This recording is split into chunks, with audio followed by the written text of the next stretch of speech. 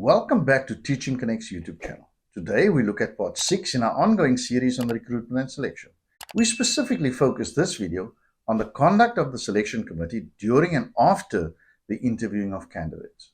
So, what does this process entail? How do you act during the interviews? The selection committee must act in a manner that put each of the candidates that are shortlisted at ease. The selection committee must follow the agreed structure for interviews as decided upon. Each member of the shortlisting committee must carry out the task or tasks allocated to them. The interviews must not be conducted in a rushed manner. Members of the committee must not cross-examine any of the shortlisted candidates during the interview process.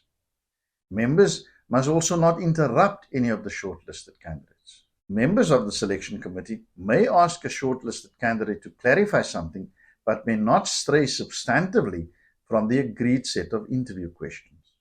Members of the committee must not prompt or give hints at answers to questions put to the shortlisted candidates. Members must not create the impression that any of the shortlisted candidates have been or will be successful. The committee must not ask shortlisted candidates questions that are discriminatory, embarrassing, or of a very personal nature. The committee must provide each shortlisted candidate with an opportunity to ask questions. Before the conclusion of the interview, the selection committee must indicate to each shortlisted candidate when and how they will be informed of the final decision or the appointment into the post. Let's look at how to proceed after the interviews.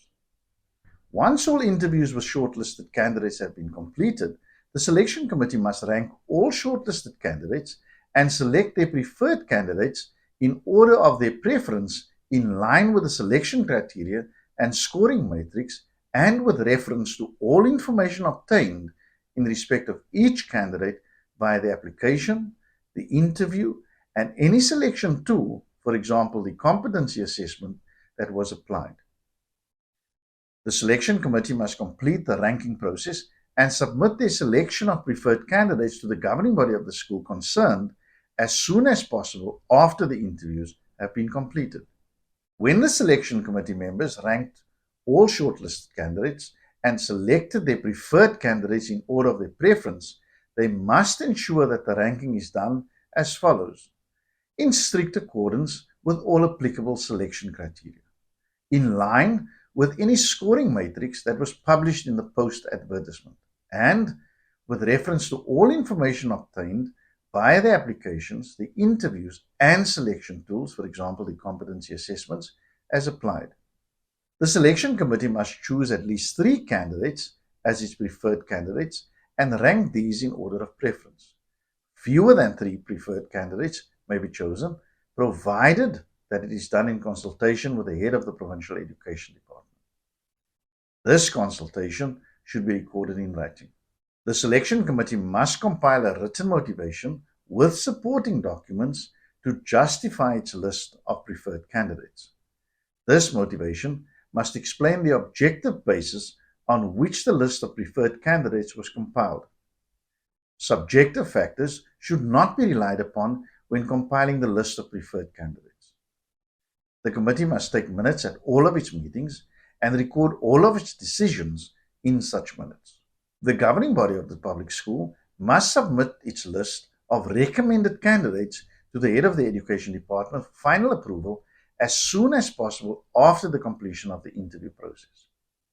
The submission to the head of the education department must be on the prescribed forms and must include the following documentation: all applications processed by the governing body and its selection committee, a copy of all minutes of the governing body in relation to the recruitment and selection process in question, a copy of all minutes of the selection committee in relation to the recruitment and selection process in question, any other supporting documentation that is on record in relation to the recruitment and selection process in question. Do note it remains the legal preserve of the head of education to make an appointment into a state-funded post that is being filled on a permanent basis. This brings us to the end of the series on recruitment and selection. We trust that you found value in the insights that we've shared with you and it will help improve the process of recruitment and selection of teachers into state posts. Do note, we will be launching a brand new series soon. In the meantime, subscribe to our channel and click the notification icon to get alerts when new videos are loaded. We will see you soon. Goodbye.